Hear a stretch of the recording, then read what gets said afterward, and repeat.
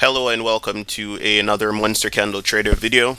Today we'll be taking a look at the US Tech on May 8th, 2025 in regards to my approach to the market and the setup, of course, using the ICT Mentorship 2024 opening range gap. Now, the format in which I'm going to do the video is going to be what I'm going to be doing going forward, where I have a speed up version of the trade that I actually took on the day, and then I'll have another section in the video which covers a review of kind of an idealized version of what you would want to see happen for the day and things that I see that I could have done better. So it's somewhat of a journal on it and a review in one. So for today, the trade that you're seeing on the screen right now is a trade using the different time frames to actually participate. So pretty much what happened is that the opening range gap was below and the first presented FEG was formed. The thing that happened today is that because of how small the first presented FEG was, I hesitated to use it, and then another smaller FEG also formed right below it. In which that's what the price actually used to travel lower. You'll see it in the actual review. But the trade that I took, even though it's a good trade, ideally the best trade would have been to use the first presented FEG to the midpoint of the range. So in the future, what I'm going to do is that if there's a small opening range, if there's a small first presented FEG and there's like another small one there, or there's like a really small first presented FEG and then there's a prominent one afterwards, either I'm going to use the second one because it's more prominent, or I'm going to use the second one and have it cover the range for the first one to make sure that I'm covered on both ends, because this was a pretty straightforward layup kind of setup, and because of my lack of experience in regards to dealing with these specific market conditions, it became more complicated and I didn't get as clean of a trade that I would have wanted to actually see.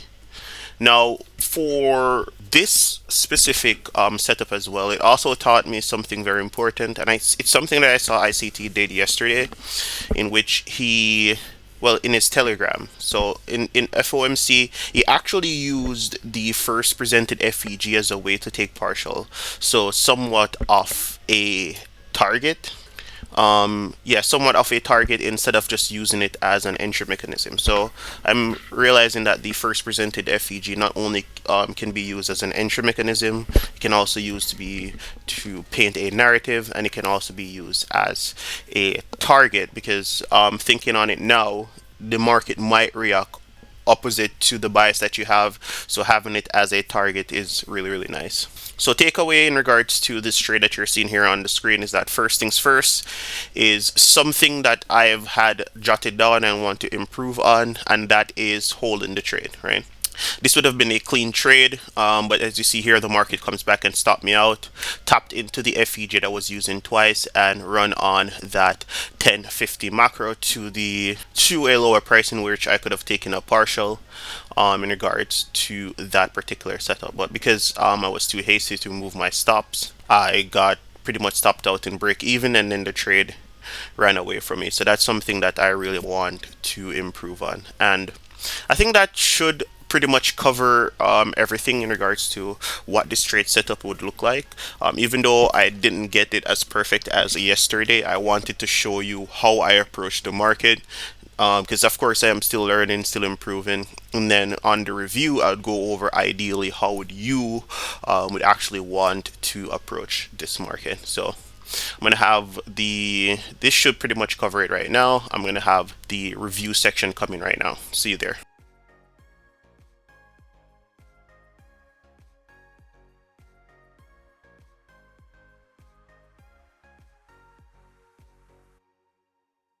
All right, so welcome to the review section of the video.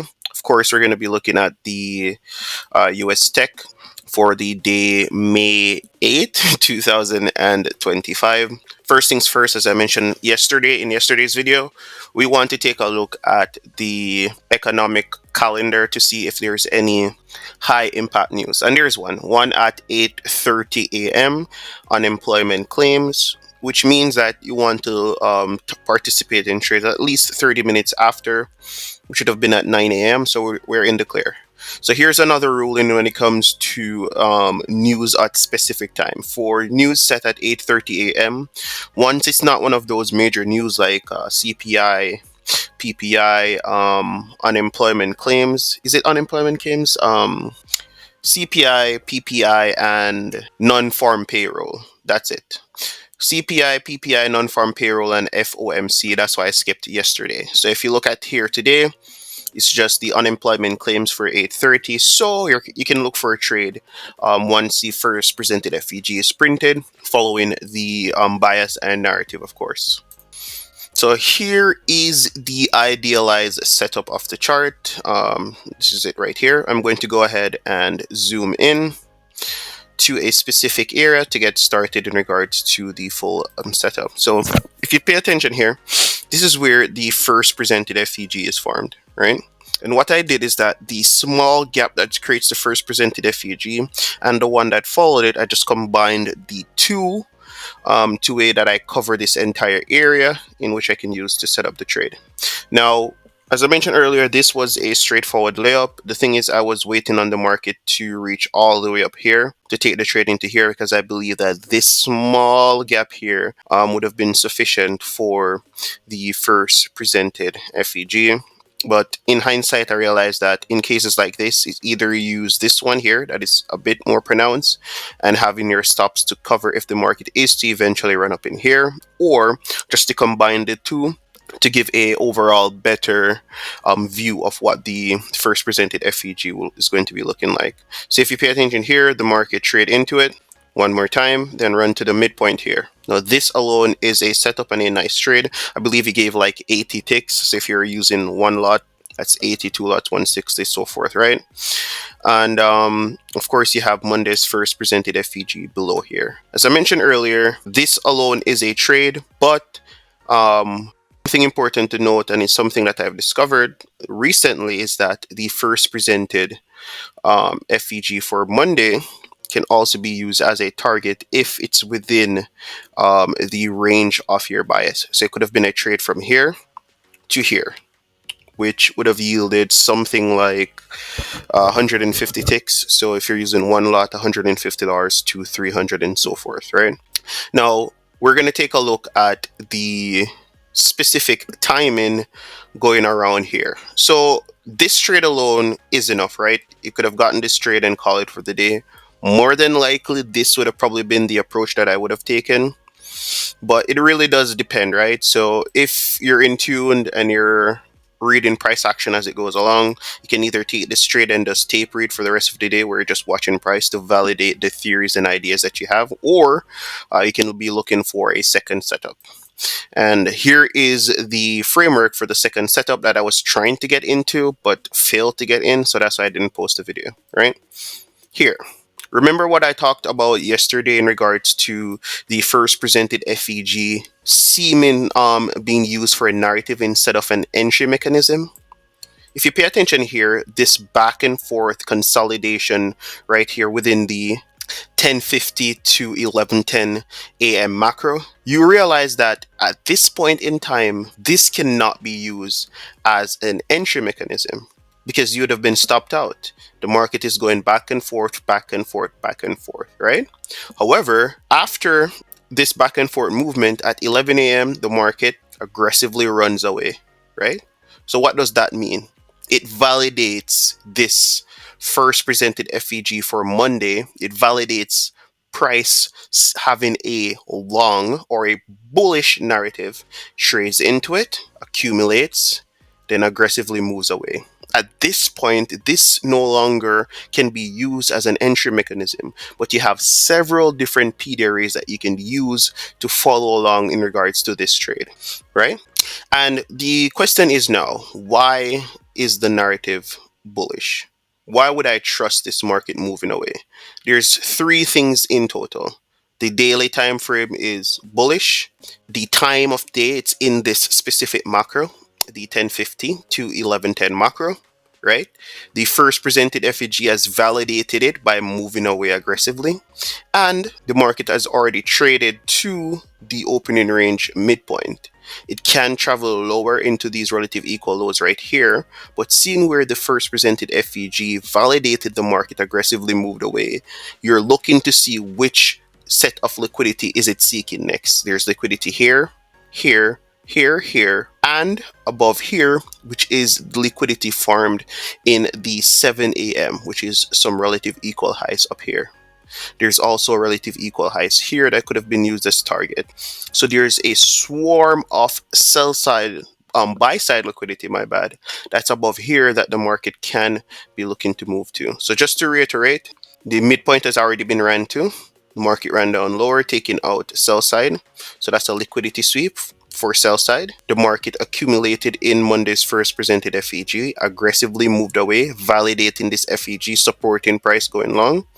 And then, of course, the overall bias for it to be daily. Now, I don't follow up with the daily bias. I'm really bad at it. I like to use just the narrative in the lower time frame to actually frame my trades, given the specific time frame. And I found that it can be successful as well. If you're the type of person that loves to look at the daily time frame and you're better at it than me, then I would recommend for you to use it to put into your framework of trading as well. Now let's take a look at the different entries that are available. So the market trades above this FEG. The reason why I have this one highlighted is that if you pay attention here, this FEG in the macro took out sell side here, right? And then took out sell side here, sell side here. So I'm looking at here, if the market is to continue going lower, I would have wanted to respect the lower quadrant and then take price lower. But the market breaks through it, breaks and close above it, right? This FEG is also highlighted here because this is the FEG that took price, right? The market used this FEG to trade into the Monday's first presented FEG. So if this fails to keep price going lower, which it did right here, this is another sign for an entry as an inverted FEG. And finally, the one that you want to pay the most attention to is, of course, the first presented FEG. The market then trades through it, closes above it, rallies up into this FEG here, use it as resistance to trade back down into the first presented FEG. One tap, aggressively moves away, and then it ran up and took out the relative equal highs, right? So for me, what are the mistakes that I made? I didn't, when I realized that the FEG was too small, I didn't take into consideration the other small FEG there and just combine the two, or use this as an entry and place my stop to cover this smaller one as well. And I missed out on a very obvious trade here and for a longer trade to the first presented FEG. Second mistake I made was that I was slower on the narrative uptake for this Monday's first presented FEG. So I wasn't looking for aggressive entries in once the market started aggressively moving away. This FEG here could have been an entry, but I wanted the market to trade back down into it, right? This FEG here could have also been an entry, but I wanted the market to close above it and trade back down into it, which it didn't, which is typical when the market is running higher and is running higher aggressively. This is going to happen, right? And then for the first presented FEG, this is in hindsight. So it's after the fact that I highlighted it in this particular way. But the funny thing is, during this time, I actually had it highlighted it this way, but internet went out for like 5 minutes. And by the time it came back, it already wicked into here and took price higher. If it's the case where that didn't happen, I would have probably gotten a trade in here, running into these relative equal highs for a nice chunk of change. So that's pretty much it in regards to the review. Thank you so much for watching. Like and subscribe if you want more content like this, and take care.